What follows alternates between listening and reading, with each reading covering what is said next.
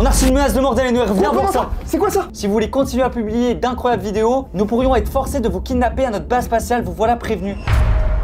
Mais il est où? Mathis, non!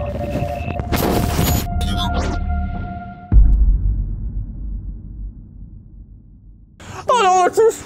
Qu'est-ce qui me manque? La vie est nulle depuis que c'est fait enlever par Alienware. Oh, qu'est-ce que c'est? Oh, quelqu'un m'a envoyé un message. Mais comment je pourrais le sauver? Oh, je sais, je vais commander le tout dernier PC Gamer Alienware. Oh, c'est bon, Mathis, j'arrive! Attendez monsieur, on revient chez Mathis. Mathis, je te rejoins! Oh, t'es là Mathis. Je t'ai retrouvé. Oh, je t'ai retrouvé. Comment t'as fait pour arriver? Moi j'ai commandé un PC Alienware.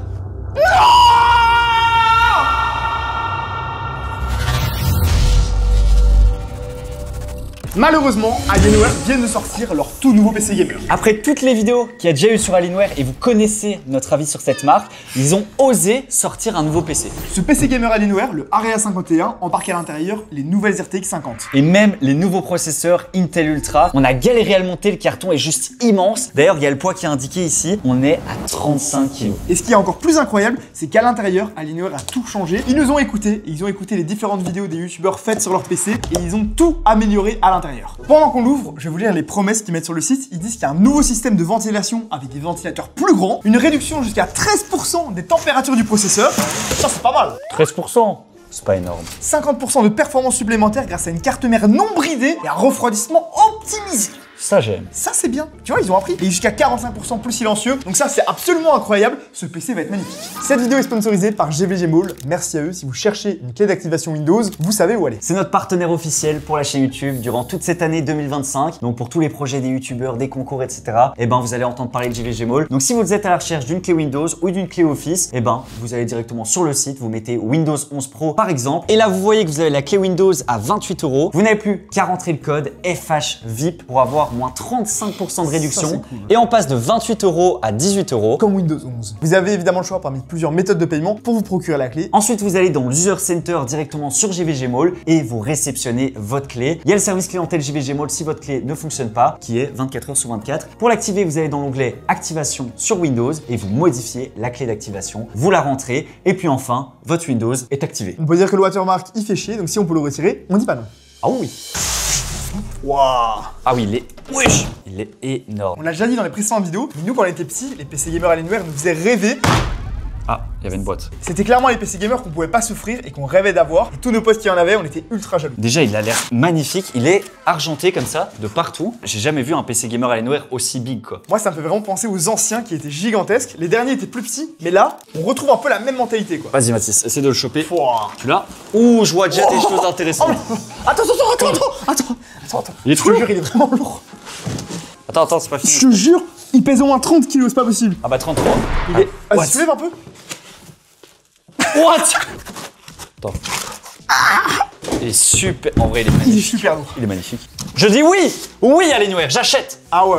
Là, le boîtier, c'est de la frappe. Déjà, ils ont revu tout leur design. Hein. Le boîtier, c'est de la frappe. Il est énorme.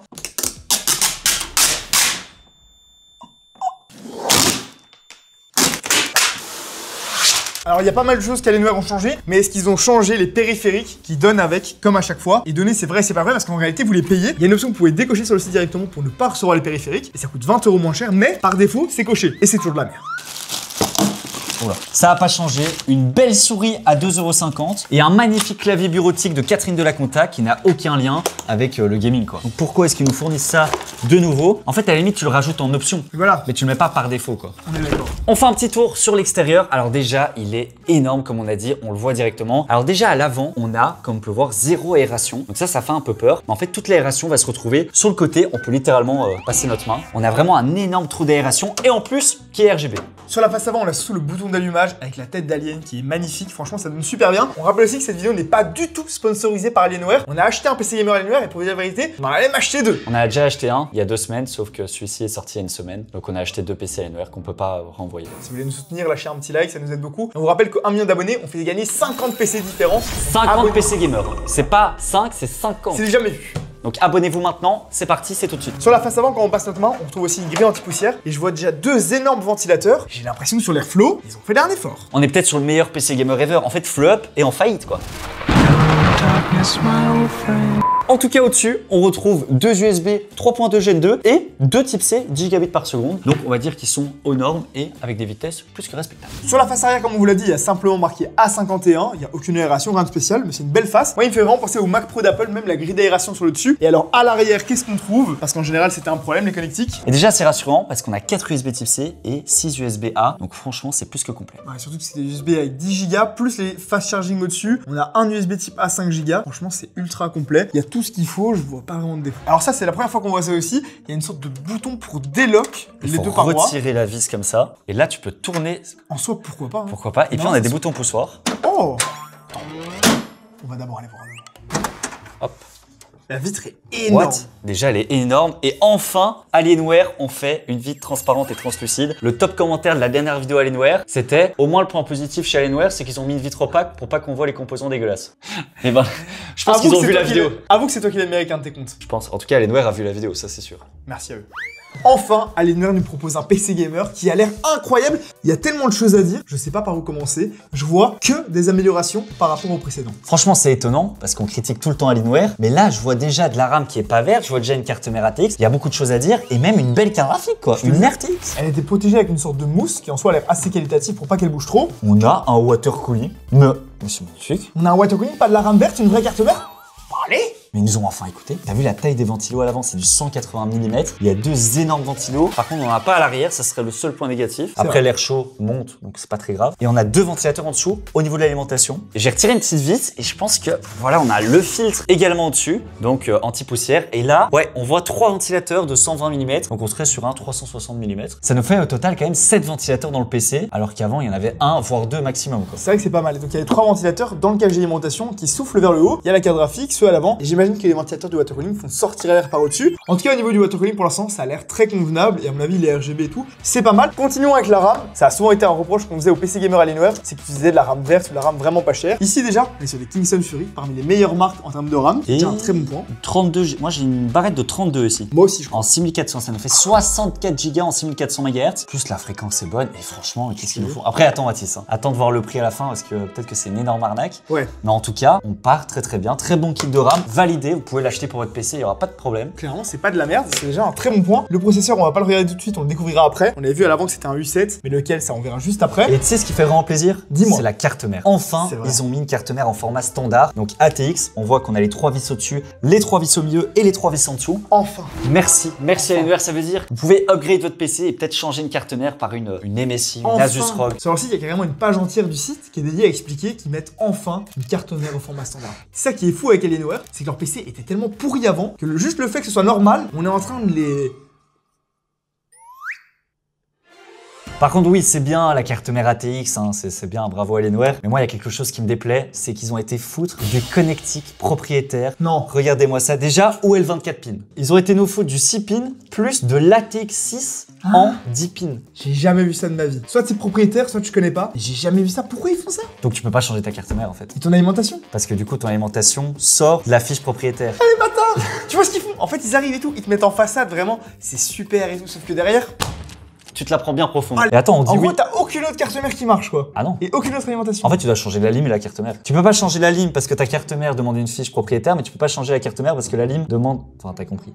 Et aussi, accessoirement, tant qu'on est dans la critique, il y a que 2 slots de RAM. Dans l'absolu, en vrai, aujourd'hui, ça sert à rien d'en avoir 4. Parce que, la plupart du temps, si vous faites du dual channel, c'est mieux avec 2 barrettes qu'avec 4. En général, vous avez plus de performance. C'était déjà le cas sur la DDR4 et la DDR3. Mais avec la DDR5, en plus de ça, le profil XMP est mieux supporté sur 2 barrettes. Quand vous en avez 4, c'est très compliqué d'avoir un profil XMP stable. Donc, en vrai, 2 slots, c'est bien. Mais, si dans quelques années, vous voulez juste rajouter des barrettes de RAM et ne pas changer celles que vous avez déjà, c'est quand même mieux d'en avoir 4. Vous êtes bloqué. Et honnêtement, ça leur coûte rien en plus, donc autant le faire.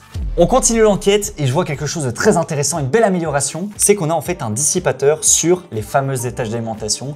Vous savez, les étages d'alimentation, c'est super important. C'est ce qui va définir en fait la stabilité d'un processeur. Et surtout, mais alors tous les PC Alienware qu'on avait testés, le CPU était bridé à la mort. Donc là, honnêtement, je pense qu'avec 14 phases d'alimentation et des dissipateurs, on n'aura pas de bridage. Et puis au niveau du SSD, il est en dessous du dissipateur juste ici. Petite pâte thermique, petit dissipateur. 2 Tera made in China, mais je vois pas de marque pour le coup. J'aurais espéré que ce soit du Kingston aussi, mais c'est pas le cas. SK Hynix, qui sont des fabricants hyper connus de SSD. C'est vrai, c'est très bien, il n'y a pas de problème. On peut rajouter des SSD en dessous, il y a encore 2 slots de disponibles avec dissipateur. Ça, c'est un très bon point également. Franchement, Alienware sont en train de remonter dans mon estime. Alors, on va quand même aller voir le cas management, etc. et la carte graphique, parce que là, on n'a aucun modèle, aucune marque. On sait même pas si c'est une RTX 5070, 5080 ou même 5090, qui sait. On sait juste que c'est une RTX 5000. Il y a le petit support ici qui sert à la maintenir et elle ne bouge pas du tout. Et il y a 3 ventilateurs. Ça a l'air vraiment pas mal. Je pense qu'on en a fini pour l'avant. Allons voir à l'arrière l'alimentation et le câble management.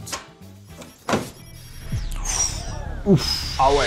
Bon, là, je pense qu'il y a absolument rien à dire. C'est un 10 sur 10. Le câble management est fait aux petits oignons. Alors là, c'est absolument impeccable. On voit que le boîtier a été prévu autour des câbles carrément. Wow. Les gaines sont déjà prêtes spécifiquement C'est tellement pour les câbles. satisfaisant quand tu vois ça. Il y a un énorme contrôleur ici avec plein d'espace encore disponible. Et regarde ce qui est incroyable. Ils ont déjà pré-câblé le SATA et le SATA d'alimentation. On peut à tout moment connecter un SSD ou un disque dur super Il y en a facilement. encore ici pour les SSD SATA, là et là. Alors là, c'est un 10 sur 10. Voilà, moi je le dis, honnêtement, c'est un 10 sur 10. Par contre, l'alimentation. Combien de watts?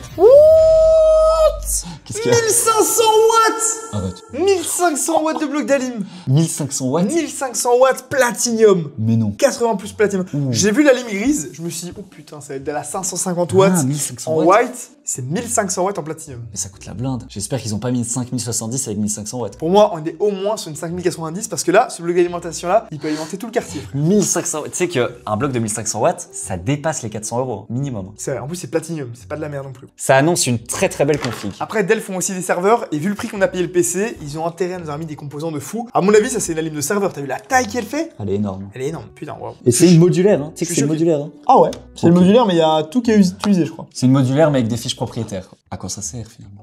Une fois le PC Gamer Alienware allumé, il est quand même super joli. C'est vrai. Au moins, on a du RGB. Exactement. On a lancé le logiciel Alienware Command Center directement et on a activé le mode performance pour avoir un maximum de perf. Honnêtement, le logiciel n'est pas trop mal fait, même s'il n'y a pas énormément d'options. On va aller faire nos propres tests après. Mais avant ça, jouons et testons si ce PC tourne bien. Et testons surtout nos magnifiques périphériques gamer à 55 €, qui sont juste horribles. En fait. Ouais. En fait, ils sont cochés par défaut, vous n'êtes pas obligé de les prendre. On a lancé le jeu le plus gourmand en ce moment, Monster Hunter, et en 4K Ultra Ray Tracing et tout, ça tourne pour l'instant. Ça tourne entre 100 et 120 FPS. Après, on est dans le désert, il n'y a pas beaucoup d'éléments non plus, mais ça tourne pas mal. Attendez le prix quand même. Hein. Oui, quoi, c'est vrai. le prix, Ouais. C'est vrai que s'il coûte 6000 € pour tourner à 100 FPS sur Monster Hunter, ça fait cher. ça fait cher le FPS quoi. C'est le moment de regarder quels composants on a dans Special Alienware parce qu'on s'est dit on a une 5090 vu la puissance de la lime. Et ben non, on a une RTX 5080. Alors c'est déjà une très très bonne carte graphique. C'est vrai. Mais franchement, je m'attendais à plus quoi. Vu la taille du PC et tout, je m'attendais à une 5090. C'est vrai. Après, une 5080 pour du gaming, c'est déjà la meilleure carte que vous puissiez acheter. Ça sert à rien d'acheter plus cher. C'est déjà énorme et en soi, ça va plutôt bien avec son processeur. J'espère que le prix dépassera pas les 3500, 4000 € maximum. Mais franchement, le choix des composants est plutôt bon. Après, on remarque quand même une chose. On est un petit peu en dessous de l'average. Peut-être qu'on est bridé comme sur tous les PC Alienware. Ça peut arriver d'être un peu en dessous de l'average si vous n'avez pas optimisé votre Windows et qu'il est vraiment de stock. Même si là, en lâchant chez Alienware, par exemple, ils ont déjà activé le XMP. Donc normalement, on est censé être pas loin de l'average. Mais ce qui est bizarre, c'est qu'au niveau du score graphique, on est aux alentours de 31 000, ce qui est très très bon et cohérent avec les autres 5080. Par contre, le score du processeur, on est censé être à 20 000 et là, on est seulement à 17 000. Ouh loulou, ça sent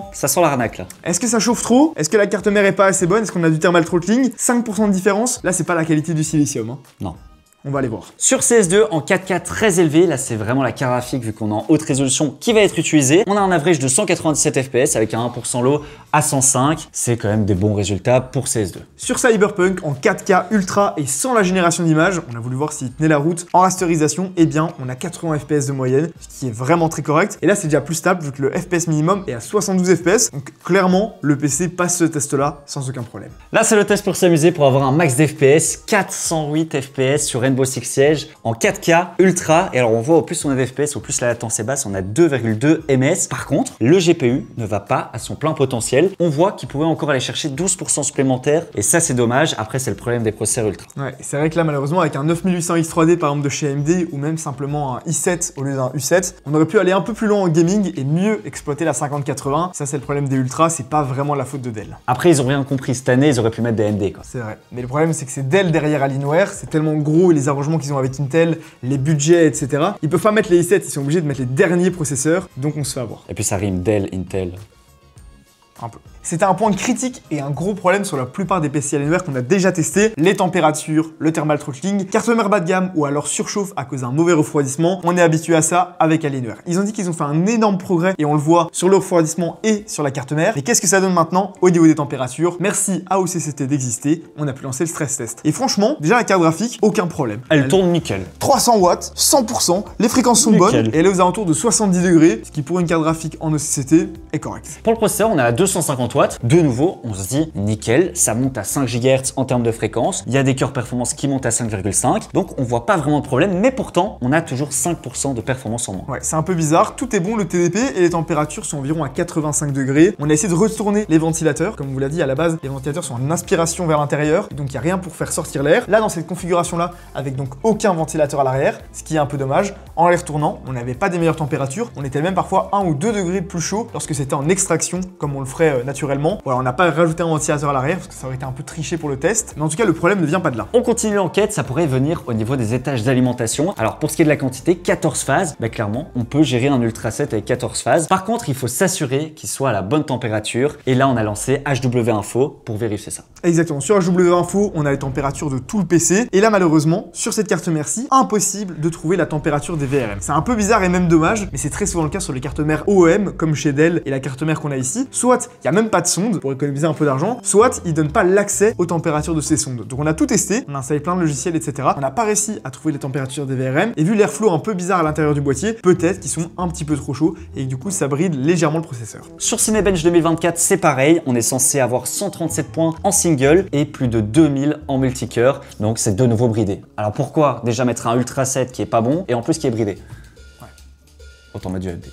Ou acheter un autre PC. Ça partait vraiment bien avec ce PC Alienware, un super beau boîtier et enfin une carte mère ATX au format standard. Si seulement ils n'avaient pas ajouté leur connectique propriétaire, c'est-à-dire qu'en fait la carte mère est alimentée à la place du 24 pins par 2 câbles en 12 volts, ce qui fait que et l'alimentation et la carte mère ne fonctionnent que si elle vient de chez eux. Donc sur leur site, ils mettent en grand la carte mère est standardisée.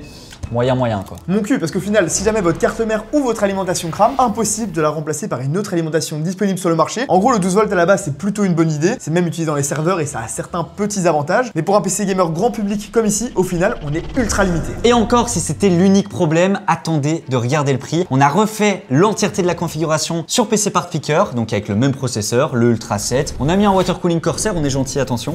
64 Go de RAM, une Asus Prime 5080 à 3 ventilateurs. Et alors, on est gentil parce qu'on a mis la licence Windows 11 à 150 balles et un boîtier Cosmos à 450 €. Autant dire qu'on a vraiment été gentil avec eux. On a tout de même rajouté des ventilateurs pour arriver au même nombre que dans le PC Alienware et on arrive à un prix total de 3350 €. Mais là, attachez-vous bien parce que sur le site d'Alienware, il est à 4800 €. Voilà. Poubelle. C'est pas possible. C'est pas possible. Franchement, ils ont pas honte de vendre un PC gamer 1500 € plus cher que ce qui coûte réellement en termes de composants. C'est un truc de fou. Quand nous, parfois, on se fait insulter avec Flop parce que notre PC est 100 ou 200 € plus cher, alors qu'on offre la livraison, qu'on a le montage, etc. Là, on a un PC à 1500 € plus cher que ce qui coûte réellement. C'est infâme. Non, je sais pourquoi. C'est parce qu'il y a le petit alien. C'est pour ça que ça coûte plus cher. À ce prix-là, j'achète des stickers. On a une carte mère propriétaire qu'on peut pas remplacer. On a certains composants qui sont pas non plus de la meilleure des qualités. Et pourtant, on est 1500 € plus cher. Qui achèterait un PC comme ça? À ce prix-là, clairement, c'est une honte. Et pour le même prix, on aurait pu avoir une 5090 qui vaut quand même 1200 € plus cher au prix MSRP. Et on aurait pu passer d'un U7 à moitié bien à un i9 14900 KF par exemple. D'ailleurs, sur le site de Flop, on propose un PC qui est au moins aussi beau à 4900 €, quasiment le même prix, qui a ces deux composants-là. Franchement, Alienware, on sait plus quoi faire. En plus, avec vos connectiques propriétaires, c'est vraiment une galère.